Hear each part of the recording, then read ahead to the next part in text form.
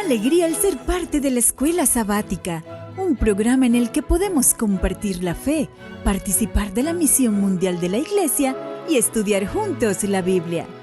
Hope Media Honduras te da la bienvenida a la Escuela Sabática.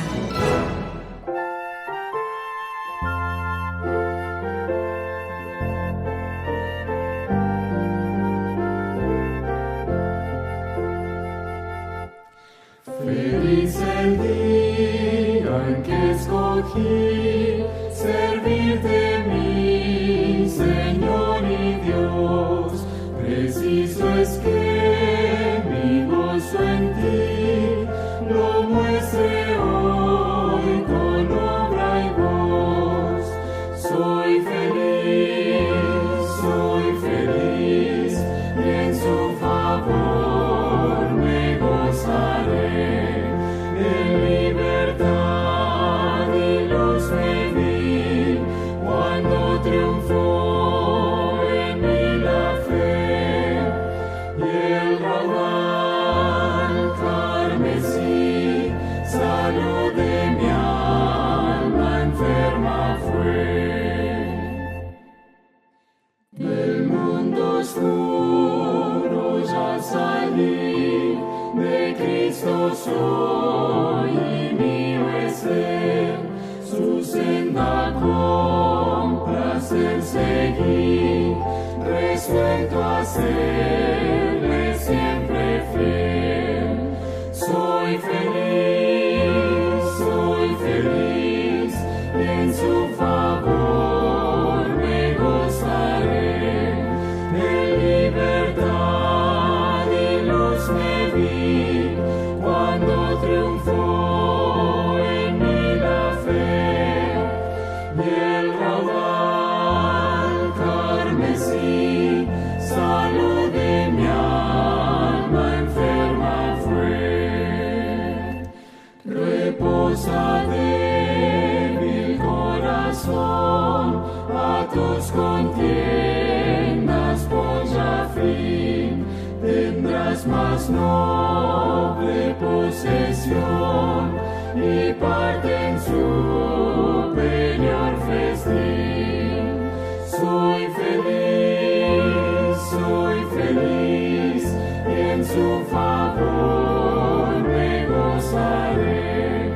En libertad y luz me vi cuando triunfó en mí la fe, y el raudal carmesí salud de mi alma enferma fue.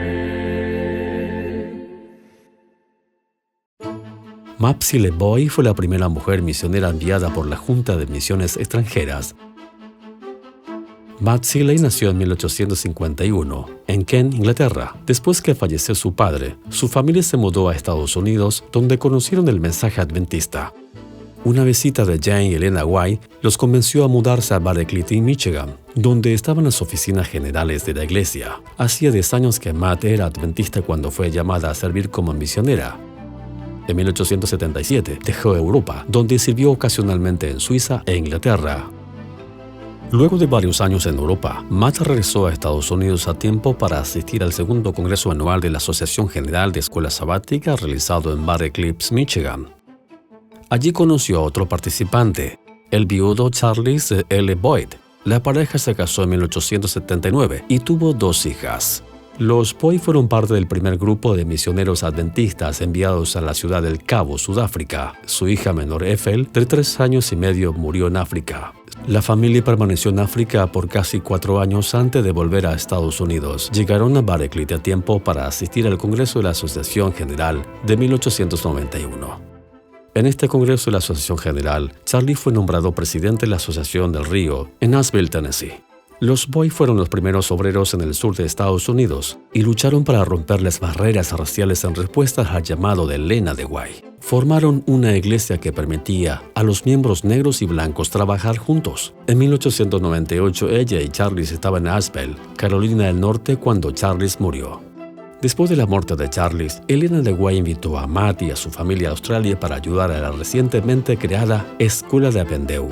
Matt era una maestra muy respetada. Pasó 9 años allí. Su hija, ella fue como misionera de Tonga. Cuando su hermana enfermó, Matt regresó a Massachusetts para estar cerca de ella, mientras continuaba con el trabajo bíblico. Los últimos 17 años de su vida sirvió como instructora bíblica en el sanatorio de Loma Linda, Glendale, en California. Pasó un año enseñando en la preparatoria Harendale, Alabama. Después que murió su hermana, regresó a Australia a vivir con su hija. Ella aquí murió en 1937 y fue sepultada junto con su madre en el cementerio adventista Avondale, en Eugeo, Nueva Keops del Sur. Mab Siles Boy pasó su vida sirviendo a otros y su legado vive hasta hoy. Para más historias sobre misioneros pioneros, visite enciclopedia.adventist.org.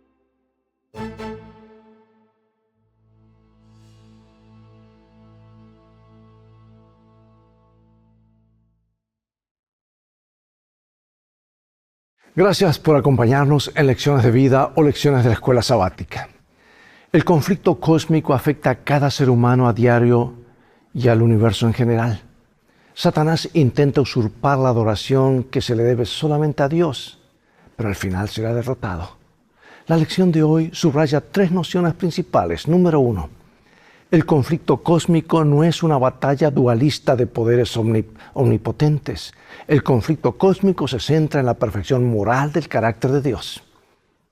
El conflicto no involucra a 2 poderes igualmente independientes que luchan por una guerra interminable, ya que Lucifer fue creado originalmente por Dios y decidió cuestionar el carácter de su creador. El segundo punto de la lección es que el conflicto cósmico involucra al pueblo de Dios. Todo el universo siente los efectos del conflicto cósmico. En el cielo, Cristo fue el objeto principal de la rebelión de Lucifer. En el desierto, Satanás cuestionó la filiación de Jesús. Sin embargo, Jesús salió victorioso y tiene el poder de hacernos hijos e hijas de Dios. Número 3. La resolución del conflicto cósmico no podía ser prematura.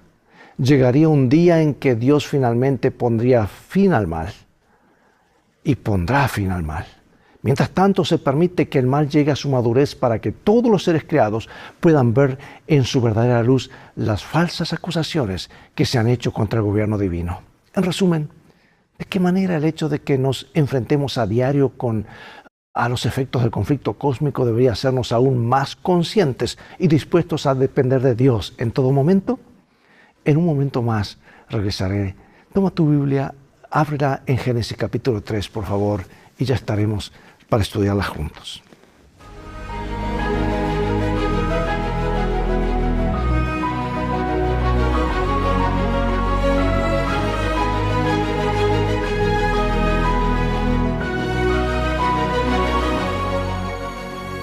He aquí la maravillosa promesa pronunciada por Dios.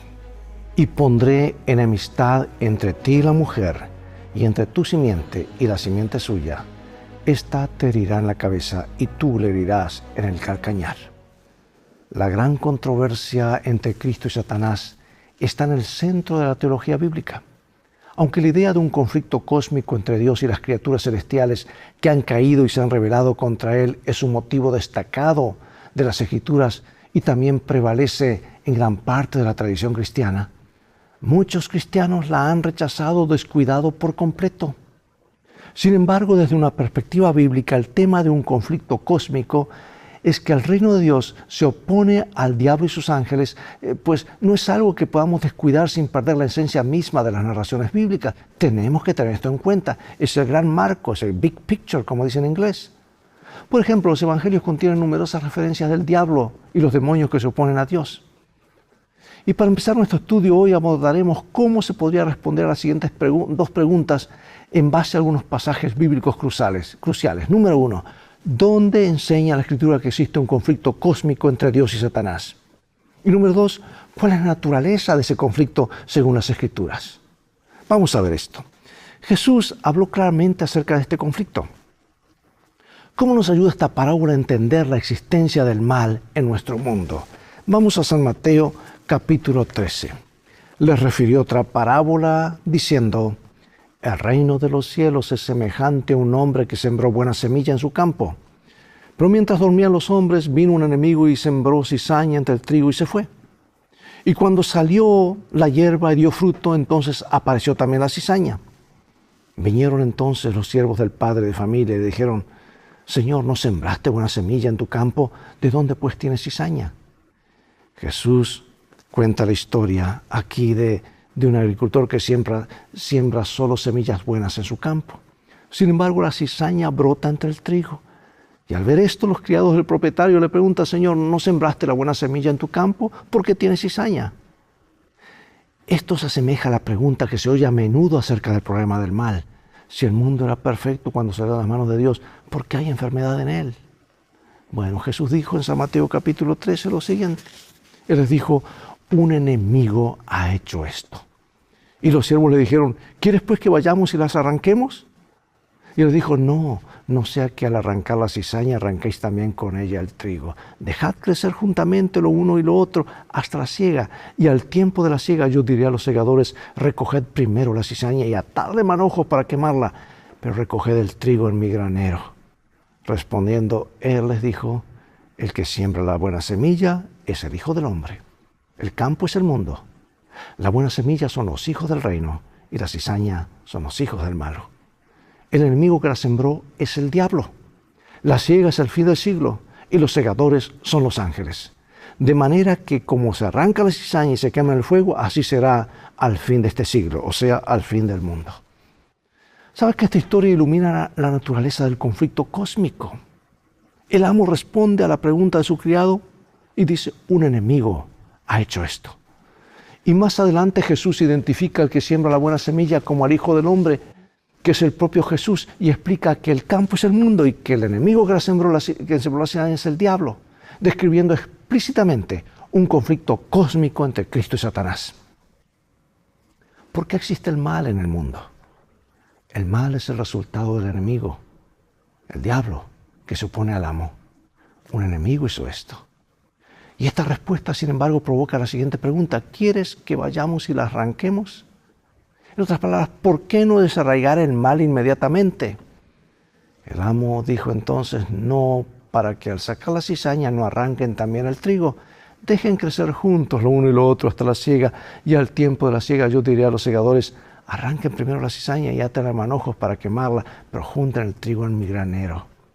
Según la parábola, Dios acabará finalmente con el mal, pero desarraigarlo antes de tiempo provocaría daños colaterales irreversibles que perjudicarían el bien. ¿Cuáles son los riesgos de arrancar ahora la cizaña que está en medio del trigo? Al mismo tiempo, ¿por qué el hecho de no arrancarla no significa que debamos ser indiferentes? ¿Que debamos ser indiferentes ante el mal? Bueno, existe otro interrogante que es paralelo al de la parábola. ¿Por qué hay cizaña en el campo si el dueño plantó solo semillas buenas?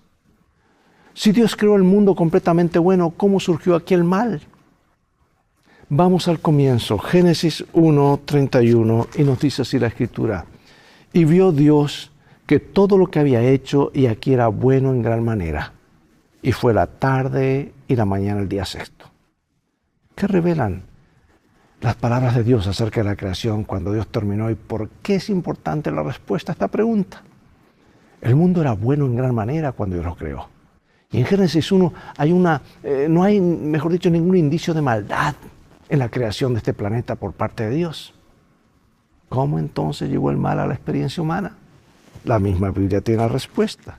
En el libro de los comienzos, Génesis 3.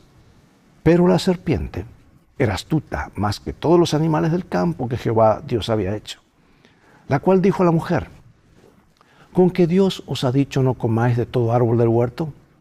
Y la mujer respondió a la serpiente: del fruto de los árboles del huerto podemos comer, pero del fruto del árbol que está en medio del huerto, dijo Dios, no comeréis de él ni le tocaréis, para que no muráis.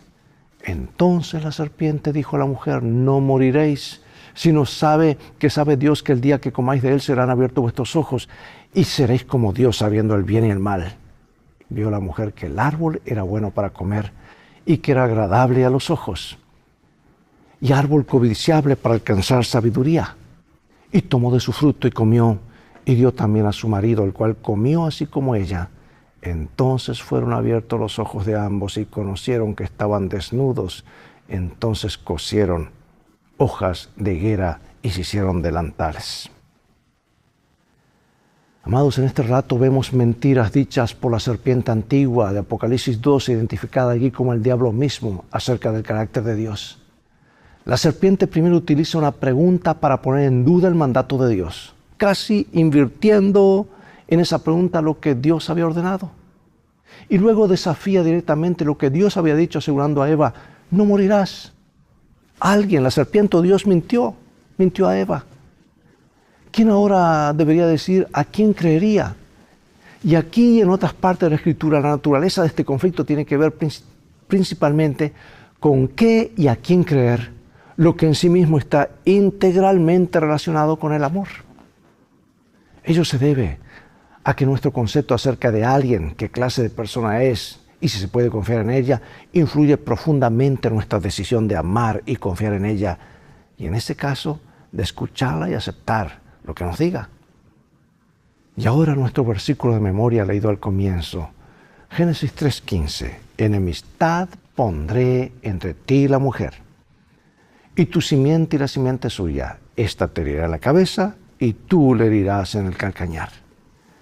La declaración hecha por Dios a la serpiente de que el descendiente de la mujer, refiriéndose al Mesías, aplastaría la cabeza de la serpiente, es identificada a menudo como el primer evangelio o protoevangelio de las Escrituras.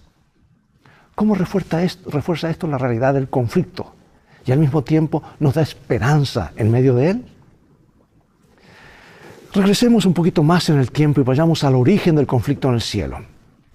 Génesis 1 al 3 demuestra que el mal existía antes de la caída de Adán y Eva. El mal ya había aparecido en vista de la designación del árbol del conocimiento del bien y del mal. Luego la serpiente, el diablo, acusó a Dios de mentir cuando él era quien estaba mintiendo. La existencia de la serpiente junto con su mentira muestra la realidad de la existencia del mal allí. Por lo tanto, la presencia del mal es manifiesta incluso en el Edén y antes de la caída. Mira lo que dice Ezequiel 28. Tú eras el sello de la perfección, lleno de sabiduría y acabado de hermosura. En Edén, en el huerto de Dios estuviste, de toda piedra preciosa era tu vestidura. Tú, querubín grande, protector, yo te puse en el santo monte de Dios, allí estuviste. Perfecto eras en todos tus caminos, desde el día que fuiste creado hasta que se halló en ti maldad.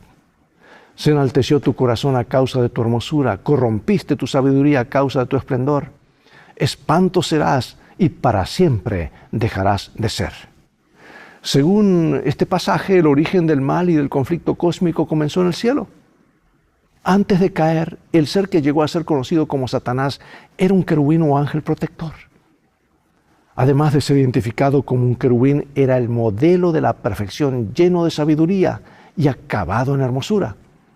Y estaba en el Edén, en el huerto de Dios. Ninguna de estas cosas podía decirse del rey de Tiro, ni de ningún otro ser humano. Por lo tanto, sabemos que en este texto se describe la caída de Lucifer.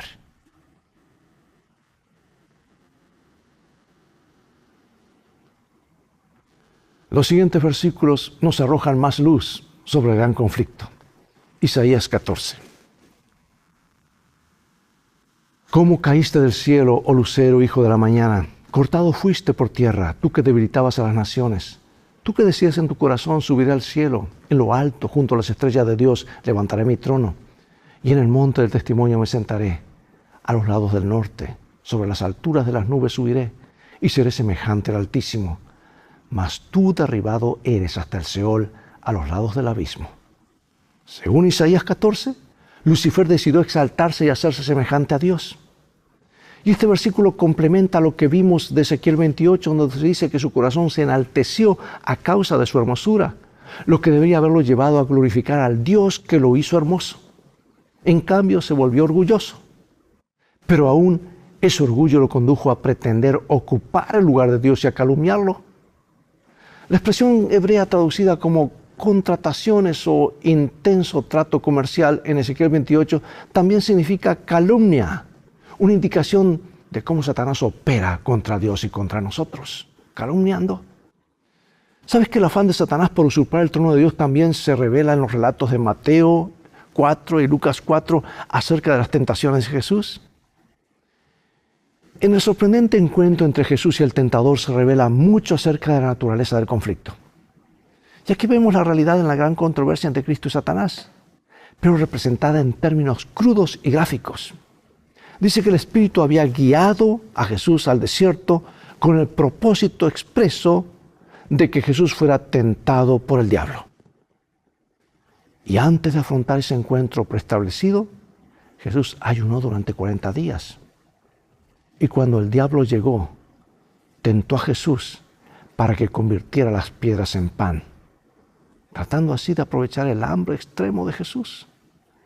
Pero el Señor respondió a esta tentación con las Escrituras y la estratagema de Satanás fracasó. Luego, en un intento de hacer que Jesús actuara presuntuosamente, el diablo lo tentó a arrojarse desde el pináculo del templo. Satanás tergiversó las Escrituras para sugerir que si Jesús era realmente el Hijo de Dios, los ángeles lo protegerían. Pero interpretando correctamente la Escritura, Jesús vuelve a contrarrestar la tentación. Y ahora tenemos la tercera tentación que revela claramente lo que el diablo está tratando de lograr. Quiere que Jesús lo adore. Es que Satanás intenta esta vez usurpar la adoración que solo se debe a Dios por ser el Creador. Y para hacerlo muestra a Jesús, le muestra todos los reinos del mundo y su gloria y luego afirma, todo esto te daré si postrado me adorares, si te postras y me adoras. De hecho, Lucas 4:6, un texto paralelo al de Mateo, el diablo afirma, toda esta autoridad te daré y su gloria, porque esto me ha sido entregado y yo lo voy a dar a quien quiero. Claro, Adán y Eva se lo regalaron. Y una vez más Jesús contrarresta la tentación con las Escrituras y de nuevo Satanás fracasa. En estos tres casos, Jesús utilizó las Escrituras para defenderse de los ataques del enemigo. Efesios 6:12 nos recuerda que no tenemos lucha contra sangre y carne, sino contra principados, contra potestades, contra los gobernadores de las tinieblas, de este mundo de las tinieblas, contra malos espíritus en los aires. Aunque no deberíamos vivir con temor, ¿por qué debemos recordar siempre la realidad de la lucha que se libra a nuestro alrededor? Debemos estar atentos, en guardia todo el tiempo.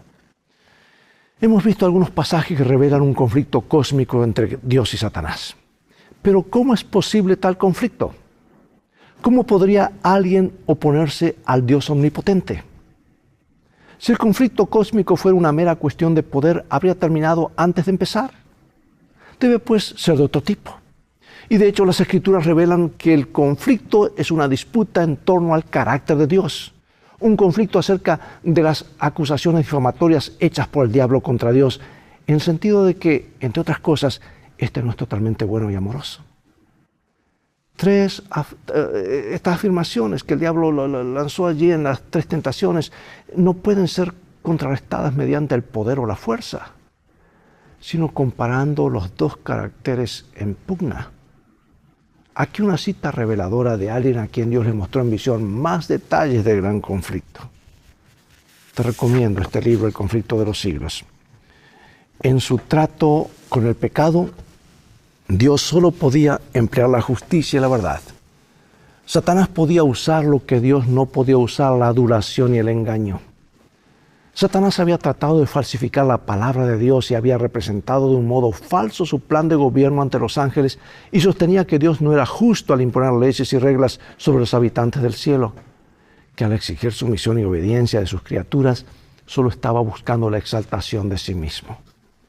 Pero eso debía ser puesto de manifiesto ante los habitantes del cielo y ante los de todos los mundos, que el gobierno de Dios era justo y su ley perfecta. Satanás había hecho aparecer como que él mismo estaba tratando de promover el bien en el universo. Todos debían llegar a entender el verdadero carácter del usurpador y su objetivo real. Debía tener tiempo para que se manifieste por medio de sus obras malignas. Tremenda cita. El plan del diablo ha sido desde el principio hacer creer que a los seres humanos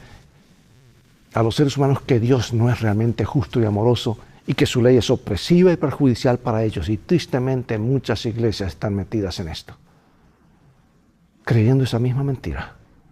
No es de extrañar que Jesús se refiera al diablo como el mentiroso y padre de mentira, Por el contrario, Jesús vino para dar testimonio de la verdad y contrarrestar las mentiras y calumnias de Satanás y para derrotar, en última instancia, destruir al diablo y su poder. Apocalipsis 12, 9 y 10 identifica a Satanás como la serpiente antigua, como el que en la corte celestial acusa al pueblo de Dios. También lo identifica como el dragón gobernante que engaña al mundo. Y la palabra traducida diablo significa simplemente calumniador, mostrando una vez más que la naturaleza del conflicto tiene que ver con creencias, incluyendo creencias acerca del carácter de Dios. Finalizo con esta cita de mi autora favorita, seguida por algunas preguntas de reflexión. Está nuevamente el libro Conflicto de los Siglos, que para poder entender realmente este gran conflicto, te recomiendo este libro, unido a la Biblia. Nos dan una vislumbre clara acerca de lo que ha ocurrido, lo que está ocurriendo y lo que ocurrirá. Dice, nada se enseña con mayor claridad en las Escrituras que el hecho de que Dios no fue nada responsable de la aparición del pecado, de que no hubo retención arbitraria de la gracia divina, ningún error alguno en el gobierno divino que diera lugar al surgimiento de la rebelión. El pecado es un intruso y no hay razón que pueda explicar su presencia. Es misterioso, inexplicable, excusarlo equivale a defenderlo. De haber sido aniquilado inmediatamente, aquellos habrían servido a Dios por miedo antes que por amor. La influencia del engañador no habría quedado destruida del todo, ni el espíritu de rebelión habría sido extirpado por completo. Se debía permitir que el mal llegase a su madurez. Para el bien del universo entero, a través de las edades sin fin, Satanás debía desarrollar más plenamente sus principios para que todos los seres creados pudiesen ver en su verdadera dimensión los cargos contra el gobierno divino, para que la justicia, la misericordia de Dios y la inmutabilidad de su ley pudiesen quedar para siempre más allá de todo cuestionamiento.